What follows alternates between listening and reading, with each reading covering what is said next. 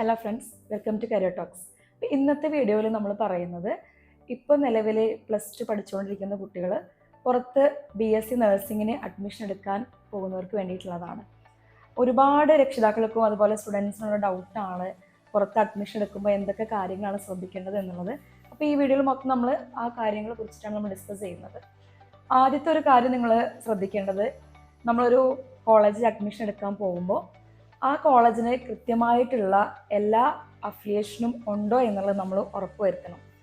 പല രക്ഷിതാക്കൾക്കും അറിയാത്തൊരു കാര്യമാണ് നമ്മൾ പുറത്ത് അഡ്മിഷൻ എടുക്കുന്ന സമയത്ത് ആ കോളേജിന് കൃത്യമായിട്ടുള്ള അഫിലിയേഷനുകൾ ഉണ്ടോ എന്നുള്ളത്. അത് എപ്പോഴും ഡൗട്ടായിട്ട് ചോദിക്കാറുണ്ട്. അപ്പോൾ മേ ബി നമ്മൾ അഡ്മിഷൻ എടുത്തതിന് ശേഷമായിരിക്കും പലരും ഇതിനെ പറ്റിയിട്ട് അറിയുന്നത്. അപ്പോൾ അതുകൊണ്ട് തന്നെ നമ്മൾ അഡ്മിഷൻ എടുക്കുന്നതിന് മുൻപ് നമ്മൾ എല്ലാ കാര്യങ്ങളും കൃത്യമായിട്ട് അറിഞ്ഞതിന് ശേഷം വേണം നമ്മൾ അഡ്മിഷൻ ഉറപ്പുവരുത്താൻ. ഒന്നാമത്തെ ഒരു അഫിലിയേഷൻ എന്ന് പറഞ്ഞു കഴിഞ്ഞാൽ കോളേജിന് കൃത്യമായിട്ടുള്ള INC ഉണ്ടോ എന്നുള്ളതാണ്. അതുപോലെ തന്നെ KNC. അതുപോലെ തന്നെ നമ്മൾ എടുക്കാൻ ഉദ്ദേശിക്കുന്ന കോളേജിൻ്റെ ഏത് യൂണിവേഴ്സിറ്റി ആണെന്നുള്ളത് നമ്മൾ കൃത്യമായിട്ട് അറിഞ്ഞിരിക്കണം. അതായത് യൂണിവേഴ്സിറ്റിൻ്റെ UGC അഫിലിയേഷൻ കൂടി നമ്മൾ പരിഗണിക്കേണ്ടതുണ്ട്. ഇപ്പോൾ നമ്മൾ കർണാടക സ്റ്റേറ്റുകളിലൊക്കെ അഡ്മിഷൻ എടുക്കാൻ പോകുന്ന സമയത്ത് അവിടെ വരുന്ന യൂണിവേഴ്സിറ്റീസ് രാജീവ് ഗാന്ധി യൂണിവേഴ്സിറ്റിയാണ്. അതുപോലെ തന്നെ പല ഡീംഡ് യൂണിവേഴ്സിറ്റീസും വരുന്നുണ്ട്. അപ്പോൾ നമ്മൾ ആദ്യം ശ്രദ്ധിക്കേണ്ട ഒരു കാര്യം എന്ന് പറഞ്ഞു കഴിഞ്ഞാൽ ഈ അഫിലിയേഷൻ എല്ലാം ഉണ്ടോ എന്നുള്ളതാണ്. പ്രത്യേകിച്ച് ഇത് പറയാനുള്ളത് എന്താണെന്ന് വെച്ച് കഴിഞ്ഞാൽ, നമ്മൾ ലോൺ എടുത്ത് പഠിക്കാൻ ആഗ്രഹിക്കുന്ന കുട്ടികൾക്ക് മസ്റ്റായിട്ടും വേണ്ട ഒരു കാര്യമാണ് ഈ INC, അതുപോലെ KNC, അതുപോലെ UGC അഫിലിയേഷൻ. അത് ഓരോ വർഷത്തെ അപ്ഡേഷൻസ് ആയിട്ട് വരുന്നത് വേണം. നമ്മൾ ഒരു പുതിയ അഡ്മിഷൻ എടുക്കാൻ പോകുമ്പോൾ ആ വർഷത്തെ INC KNC വേണം നമുക്ക് വേണ്ടത്. പഴയത് നമ്മൾ കൊടുത്തു കഴിഞ്ഞാൽ നമുക്ക് ലോണിന് അക്സെപ്റ്റ് ചെയ്യില്ല. പ്രത്യേകിച്ച് നമ്മുടെ സ്റ്റേറ്റ് ബാങ്കിലൊക്കെ നിർബന്ധമായിട്ടും ആ ഒരു പേപ്പർ ആവശ്യമാണ്. അപ്പോൾ ആ ഒരു സമയത്താണ് പാരൻസ് ഇതിനെ പറ്റിയിട്ട് ആലോചിക്കാറുള്ളത്. അപ്പോൾ നമ്മൾ അഡ്മിഷൻ എടുക്കുന്നതിന് മുൻപായിട്ട് ഈ കാര്യങ്ങളെല്ലാം നമ്മൾ കൃത്യമായിട്ട് മനസ്സിലാക്കിയിട്ട് കൃത്യമായിട്ട് അറിഞ്ഞിട്ട് വേണം നമ്മൾ അഡ്മിഷനായിട്ട് മുന്നോട്ട് പോകാൻ.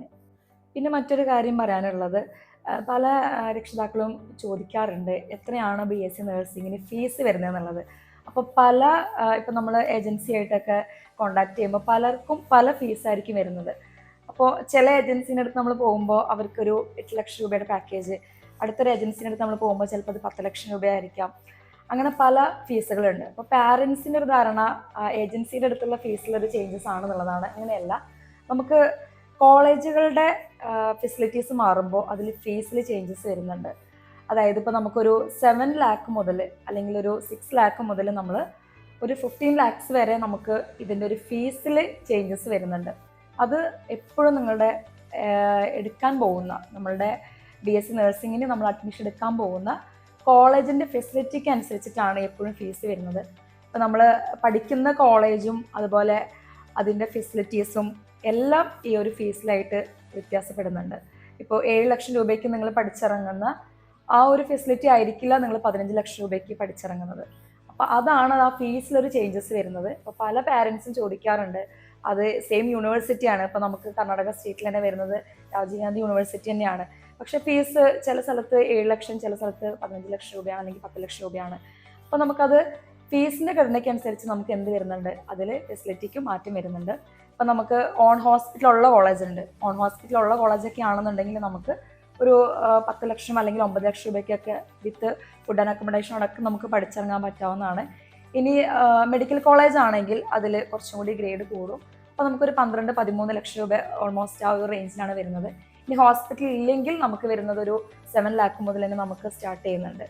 അത് ചില കോളേജുകാരെ ടൈപ്പ് ആയിട്ട് ഹോസ്പിറ്റൽസ് ചെയ്യാറുണ്ട്. ചില കോളേജിൽ നമുക്ക് മെഡിക്കൽ കോളേജിലായിരിക്കും പ്രാക്ടീസ് വരുന്നത്. ഈ ടോട്ടൽ പാക്കേജിൽ ഇപ്പോൾ ഓൺ ഹോസ്പിറ്റൽ ഇല്ലാത്ത കോളേജുകളിലൊക്കെ നമുക്കൊരു 7 lakh 8 lakhs ഒക്കെ വരുന്നുണ്ടെങ്കിലും അവർക്ക് ക്ലിനിക്കൽ പ്രാക്ടീസിന് എക്സ്ട്രാ എമൗണ്ട് നമ്മൾ പേ ചെയ്യണം. ഒരിക്കലും നമ്മുടെ ടോട്ടൽ പാക്കേജ് അത് ഇൻക്ലൂഡ് ചെയ്യിപ്പിക്കില്ല. നമ്മൾ ജോയിൻ ചെയ്തതിന് ശേഷമായിരിക്കും നമുക്ക് എപ്പോഴാണോ നമുക്ക് സെക്കൻഡ് ഇയർ ഓൺവേർഡ്സ് ആയിരിക്കും നമ്മളുടെ ക്ലിനിക് പ്രാക്ടീസ് സ്റ്റാർട്ട് ചെയ്യുന്നത്. അപ്പോൾ നമ്മൾ ഓരോ പ്രാക്ടീസിനും കോളേജിൻ്റെ എമൗണ്ട് ആയിരിക്കും അത് നമ്മൾ പേ ചെയ്യണം. ഒരു മെഡിക്കൽ കോളേജിലാണെങ്കിൽ നമുക്ക് ആ ഒരു എമൗണ്ട് നമുക്ക് എക്സ്ട്രാ പേ ചെയ്യേണ്ടതായിട്ട് ആവശ്യമായിട്ടില്ല. ഓൺ ഹോസ്പിറ്റലുള്ള കോളേജുകൾക്ക് ഇത് ബാധകമല്ല.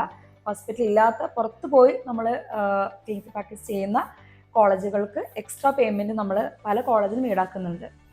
അപ്പോൾ പല സ്റ്റുഡൻസിൻ്റെ ഒരു ബുദ്ധിമുട്ട് എന്ന് പറഞ്ഞു കഴിഞ്ഞാൽ പുറത്ത് പോയി പഠിക്കുമ്പോൾ ഫുഡിൻ്റെ ഒരു ബുദ്ധിമുട്ടാണ്. ഇപ്പോൾ മൈസൂർ, ബാംഗ്ലൂർ സ്ഥലങ്ങളിലൊക്കെ പല കോളേജുകളിലും നമുക്ക് കേരള ഫുഡ് അവൈലബിൾ ആണ്. അപ്പോൾ ഫുഡിനൊക്കെ ഭയങ്കര ഇഷ്യൂസ് ഉള്ള കുട്ടികളാണെന്നുണ്ടെങ്കിൽ ഫുഡ് കേരള ഫുഡാണോ എന്നൊക്കെ ഉറപ്പ് വരുത്തിയിട്ട് അഡ്മിഷൻ എടുക്കാവുന്നതാണ്. ചില കുട്ടികൾക്ക് ഫുഡൊന്നും വലിയ ഇഷ്യൂ ഒന്നും ഉണ്ടാവില്ല, നിങ്ങളുടെ കുട്ടികൾക്ക് കുഴപ്പമില്ല. ചില കോളേജുകൾ അങ്ങനെ പ്രൊവൈഡ് ചെയ്യുന്നുണ്ട്, നിങ്ങൾക്ക് ആ ഒരു സൗകര്യം കൂടി നിങ്ങൾക്ക് വരുന്നുണ്ട്. പിന്നെ ചില കോളേജുകളിലൊക്കെ നമുക്ക് ഒട്ടുമിക്ക കോളേജുകളിൽ നമുക്ക് കോളേജിൻ്റെ ഉള്ളിൽ തന്നെയാണ്, ഇൻസൈഡ് ദി ക്യാമ്പസ് തന്നെയാണ് നമുക്ക് ഹോസ്റ്റൽ ഫെസിലിറ്റി വരുന്നത്. ചില കോളേജുകൾ മാത്രമേ പുറത്ത് നമ്മുടെ ഹോസ്റ്റൽ വരുന്നുള്ളൂ. ഇനി നമുക്ക് ഫസ്റ്റ് ഇയറിൽ നമ്മൾ ഹോസ്റ്റലിൽ നിന്ന് സെക്കൻഡ് ഇയർ ഓൺവേർഡ്സ് വേണമെങ്കിൽ നിങ്ങൾക്ക് PG ഹോസ്റ്റലിലേക്ക് മാറാവുന്ന സൗകര്യങ്ങളും ഉള്ളതാണ്. പിന്നെ ഒട്ടുമിക്ക കോളേജുകളിലും നമുക്ക് IELTS പോലുള്ള കോച്ചിങ്, നമുക്ക് OET IELTS ഒക്കെ നമുക്ക് പ്രൊവൈഡ് ചെയ്യുന്നുണ്ട്. അപ്പോൾ അതൊക്കെ നോക്കിയിട്ട് നിങ്ങൾ അഡ്മിഷൻ എടുക്കുകയാണെങ്കിൽ നിങ്ങൾക്ക് ഒന്നും കൂടി ബെറ്റർ ആയിരിക്കും. കാരണം +2 കഴിഞ്ഞു നമ്മൾ ഈ കേരളത്തിൽ പഠിക്കുമ്പോൾ പ്രത്യേകിച്ച് നമുക്ക് ലാംഗ്വേജ് ഒന്നും അത്ര വലിയ ഇമ്പ്രൂവ് ഉണ്ടാവില്ല. പുറത്ത് പോകുമ്പോഴായിരിക്കും നമുക്ക് ലാംഗ്വേജ് ഒക്കെ വളരെ കുറച്ചും കൂടി നന്നായിട്ട് നമുക്ക് പറയാൻ പറ്റുന്നത്. അപ്പോൾ അതുകൊണ്ട് തന്നെ നിങ്ങൾക്ക് ഇതിൻ്റെ കൂടെ IELTSൻ്റെ ഒക്കെ കോച്ചിങ്, IELTS എന്ന് പറഞ്ഞു കഴിഞ്ഞാൽ തന്നെ ലാംഗ്വേജിൻ്റെ ടെസ്റ്റാണ് വരുന്നത്, ഇംഗ്ലീഷ് ലാംഗ്വേജ് ടെസ്റ്റാണ് വരുന്നത്. പുറത്ത് പോയി പഠിക്കുമ്പോൾ നിങ്ങൾക്ക് അതും കൂടി നിങ്ങൾക്ക് ഇമ്പ്രൂവ് ആക്കാൻ പറ്റും. കേരളത്തിലാവുമ്പോൾ നമ്മൾ കൂടുതൽ സംസാരിക്കുന്ന മലയാളമാണ്. പുറത്ത് പോകുമ്പോൾ കൂടുതലായിട്ട് നമുക്ക് അതർ കൺട്രീസിലുള്ള, അതർ സ്റ്റേറ്റിലുള്ള കുട്ടികൾ വരുമ്പോൾ കൂടുതലായിട്ട് നമ്മൾ കമ്മ്യൂണിക്കേറ്റ് ഇംഗ്ലീഷിലായിരിക്കും. ഇതിൻ്റെ കൂടെ നമ്മൾ ഇംഗ്ലീഷ് ലാംഗ്വേജ് ഇമ്പ്രൂവ് ആവും. അതിന് കൂടെ തന്നെ നമുക്ക് IELTS പോലുള്ള കോച്ചിങ് ഒക്കെ തരുമ്പോൾ നിങ്ങൾക്ക് പെട്ടെന്ന് ഇതിൻ്റെ എക്സാം നിങ്ങൾക്ക് ട്രാക്ക് ചെയ്തെടുക്കാൻ പറ്റും. അപ്പോൾ നിങ്ങൾക്ക് നേഴ്സിംഗ് കഴിഞ്ഞാൽ ഉടനെ തന്നെ നിങ്ങൾക്ക് എന്ത് ചെയ്യാൻ പറ്റും, 1 ഇയർ എക്സ്പീരിയൻസ് ഇന്ത്യയിൽ ഉണ്ടെങ്കിൽ നിങ്ങൾക്ക് പുറത്ത് ഈ എക്സാം ക്ലിയർ ആയി കഴിഞ്ഞാൽ നിങ്ങൾക്ക് പുറത്ത് ജോബിന് പോകാവുന്നതാണ്.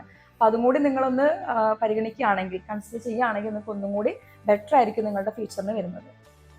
ഇനി ഈ വർഷം +2 പഠിക്കുന്ന, +2 സയൻസിൽ പഠിക്കുന്ന മക്കൾ നെക്സ്റ്റ് ഇയറിലേക്ക് നിങ്ങൾ അഡ്മിഷന് വേണ്ടിയിട്ട് കേരളത്തിന് പുറത്ത് തമിഴ്നാട് അഥവാ കർണാടക ഈ സ്റ്റേറ്റുകളിൽ നിങ്ങൾ മൈസൂരോ ബാംഗ്ലൂരോ പോകാൻ ഉദ്ദേശിക്കുന്നെങ്കിൽ, BSc നഴ്സിങ്ങിന് പോകാൻ ഉദ്ദേശിക്കുന്നുണ്ടെങ്കിൽ നിങ്ങളുടെ എല്ലാ ഡൗട്ട്സുകൾക്കുള്ള മറുപടി നമ്മൾ തരുന്നതാണ്.